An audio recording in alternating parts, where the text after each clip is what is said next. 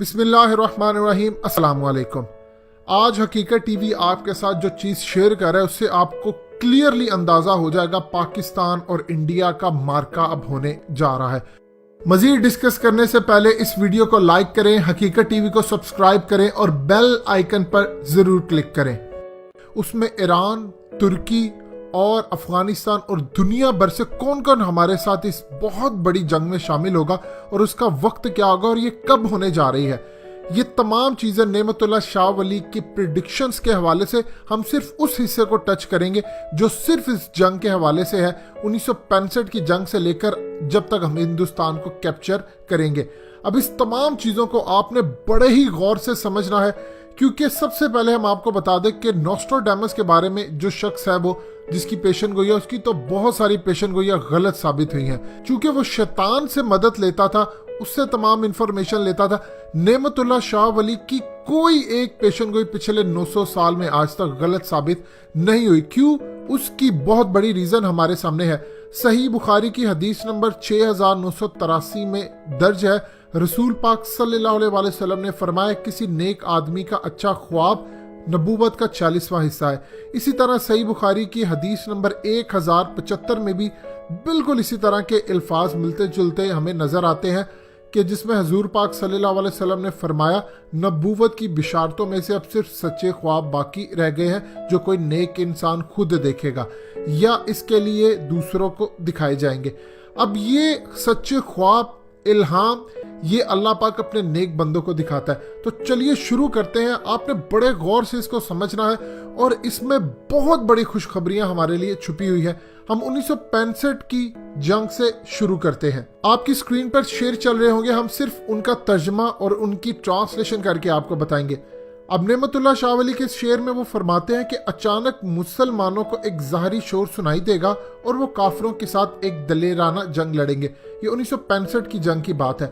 اس کے بعد اگلے شعر میں فرماتے ہیں اس بے قراری اور اضطراب کے وقت ذات باری تعالیٰ مسلمانوں کے حال پر رحم فرمائیں گے۔ 17 دن کی جنگ کے بعد کافی جانوں کا نذرانہ دے کر مسلمان اللہ کے فضل سے سرخرو ہوں گے۔ اب 17 دن کی جنگ جانتے ہیں کون سی جنگ ہے؟ 1965 کی۔ کوئی امیجن کر سکتا ہے کہ 900 سال پہلے ایک بزرگ اللہ ان کو دکھاتا ہے اور وہ بتاتے ہیں کہ 17 دن کی جنگ ہوگی۔ اس کے بعد اگلے شعر میں وہ کہتے ہیں کہ مسلمان اپنے امیر کو حکمرانی سے خود ہی اتار دیں گے اور اس کے بعد مسلمان بہت نقصان اٹھا کر ذلیل و خوار ہوں گے۔ یہ جنرل ایوب کے بارے میں ہے۔ جنرل ایوب نے پاکستان کے اندر جو ڈیولپمنٹس کی ہیں کسی نے نہیں کی۔ ان کی قیادت میں پاکستان نے 1965 کی جنگ بھی جیتی، لیکن اس کے بعد بھٹو کے کہنے پر لوگوں کے بہکاوے میں آ کر جو ایک تحریک لوگوں نے چلائی ان کو اتارا۔ ایوب کتا کے نام سے بھی ایک تحریک تھی، انہوں نے ایک ہی دفعہ سنتے ہوئے اپنے آپ کو سائیڈ لائن کر لیا۔ اب اس کے بعد دیکھیے کمال قسم کی پیشن گوئی اور بڑی اہم، یعنی لکھا ہے زمانے کے 23 سال گزر جائیں گے جس میں اسلام کا نعرہ بلند رہے گا، بعد ازاں ایک قہر نازل ہوگا۔ 1947 سے 1970 تک، یعنی یہ 23 سال۔ اس کے بعد 1971 میں اللہ کا عذاب جو پاکستان کے اوپر آیا، جو 2 ٹکڑے ہو گیا۔ آگے وہ فرماتے ہیں اگلے اشعار میں، اللہ کی طرف سے ایک بہت بڑا قہر سزا کے طور پر آئے گا، اللہ تعالیٰ ایک قاتلانہ حکم جاری فرمائیں گے۔ یعنی آپ اندازہ کر لیجیے 1971 میں پاکستان ٹوٹنے کی پیشن گوئی۔ ایک اسلحہ بند ہندو قوم کے ہاتھوں مسلمان بڑی بے رحمی اور بے دردی سے قتل کیے جائیں گے۔ ایسٹ پاکستان کے اندر سب نے حال دیکھا۔ پھر اس کے بعد فرماتے ہیں کہ مشرق، یعنی مشرقی پاکستان کے نام سے وہ کھل کر بتا رہے ہیں فریب سے تباہ ہو جائے گا۔ یہ فریب کیا تھا؟ یہ جس طرح انہوں نے ٹی ٹی پی پاکستان کے اندر پیدا کی، اسی طرح مکتی باہنی بھی پیدا کی۔ ہماری آج کی نسلوں کو شاید نہ پتا ہو، مکتی باہنی بالکل آج کی ٹی ٹی پی ہے۔ انہوں نے فرنٹ پر حملہ نہیں کیا، لیکن انہوں نے ہمیں فریب سے تباہ کیا۔ اور پھر لکھا اور مغرب والے، مغربی پاکستان اس ظلم پر بہت روئیں گے آج بھی۔ پھر اس کے بعد حبیب جالی کا بھی شعر ہمارے پاس ہے، انہی چلن سے ہم سے جدا بنگال ہوا، پوچھنا اس دل کا پھر کیا حال ہوا۔ پھر اس کے بعد آگے وہ بہت ہی اہم چیز بتاتے ہیں کہ مسلمانوں کا ایک بہت بڑا شہر ایک بہت بڑا مقتل گاہ بن جائے گا اور گھر گھر کربلا ہوگی۔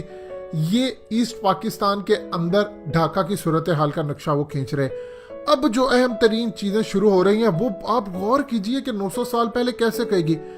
فرماتے ہیں حضور پاک صلی اللہ علیہ وسلم کی امت سے بے حد مجرمانہ فعل اور گناہ سرزد ہوں گے۔ اگلے شعر میں کہتے ہیں حکام رشوت لیں گے، اپنے فرائض سے سستی اور غفلت برتیں گے اور تعویلات کے ذریعے سرکاری احکامات کو تبدیل کریں گے۔ علماء کو علم سے کوئی دلچسپی نہیں ہوگی اور جو سمجھدار ہوگا وہ ان حالات کو دیکھ کر رہے گا، اور عوام الناس کا یہ حال ہوگا کہ وہ بے حیائی اور بے شرمی سے ناچ گانے کی محفلوں میں مست ہوں گے۔ آج علماء کا آپ نے حال دیکھ لیا اور ہر گھر میں جو ہو رہا ہے وہ آپ دیکھ سکتے ہیں۔ پھر آگے فرماتے ہیں کہ معاشرے کے مفتی اور علماء خود گمراہ ہوں گے اور بلا وجہ فتوے دیں گے اور حق کو چھپانے کے لیے شرعی ہیلے گھڑیں گے۔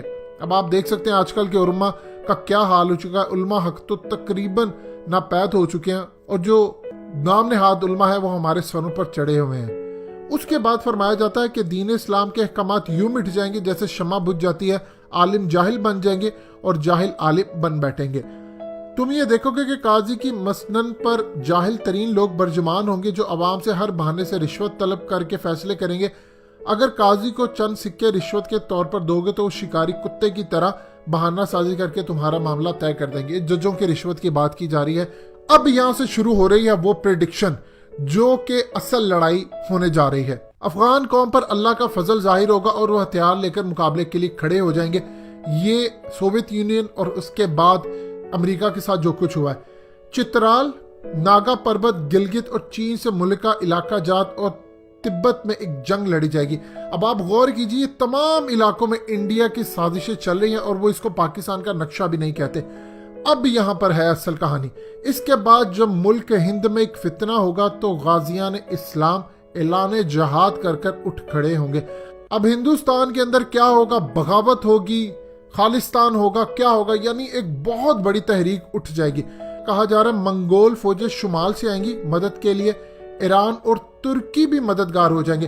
اس وقت تو ایران انڈیا کے ساتھ ہے، لیکن انشاءاللہ ایران ترکی تو ساتھ شامل ہوں گے، جس طرح پاکستان ترکی اس ٹائم ابھر رہے ہیں۔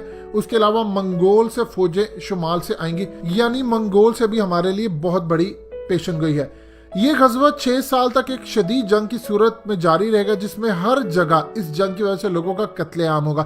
یہ پاکستان اور انڈیا کی لڑائی 6 سال جاری رہے گی۔ اہل کابل بھی کافروں کے قتل کے لیے نکل آئیں گے اور کافر پوری کوشش کریں گے کسی بہانے سے جہاد کو روکیں۔ اہل کابل یہ افغان طالبان کی بات کر رہے ہیں جنہوں نے امریکہ اور سوویت یونین کو ہرایا، ٹی ٹی پی والوں کی نہیں، جن کو پاکستان کی فوج نے جہنم واصل کیا۔ سرحد کے غازیوں کے قدموں تلے زمین اس طرح لرزے گی جیسے قیامت برپا ہو رہی ہو، اور ہر جانب سے جہاد کے مقصد کے لیے والہانہ نکل آئیں گے۔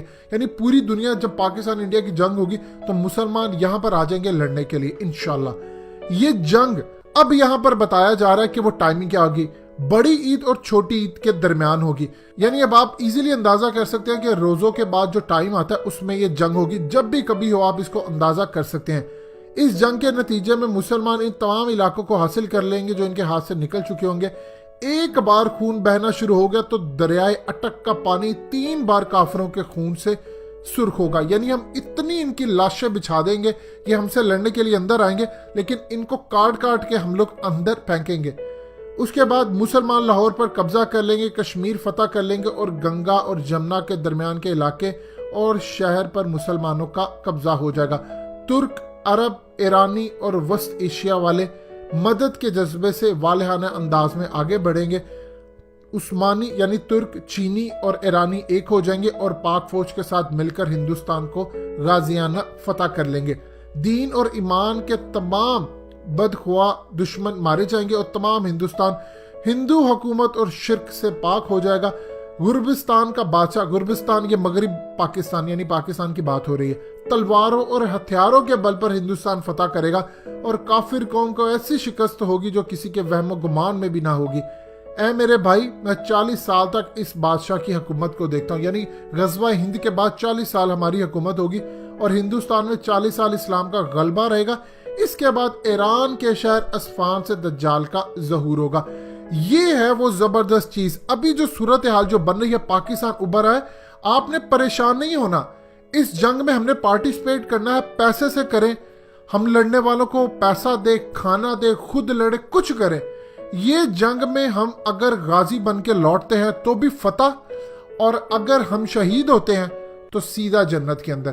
اس سے بڑی اپرچونٹی کوئی نہیں ہو سکتی، اور یہ آج تک نعمت اللہ شاہ ولی کی پریڈکشن چھپائی گئی ہیں۔ انشاءاللہ یہ جنگ ہوگی اور ہم تو ڈرنے والے نہیں ہیں، کیونکہ دریائے اٹک نے 3 دفعہ ان ہندو مشرکوں کے خون سے رنگنا ہے انشاءاللہ۔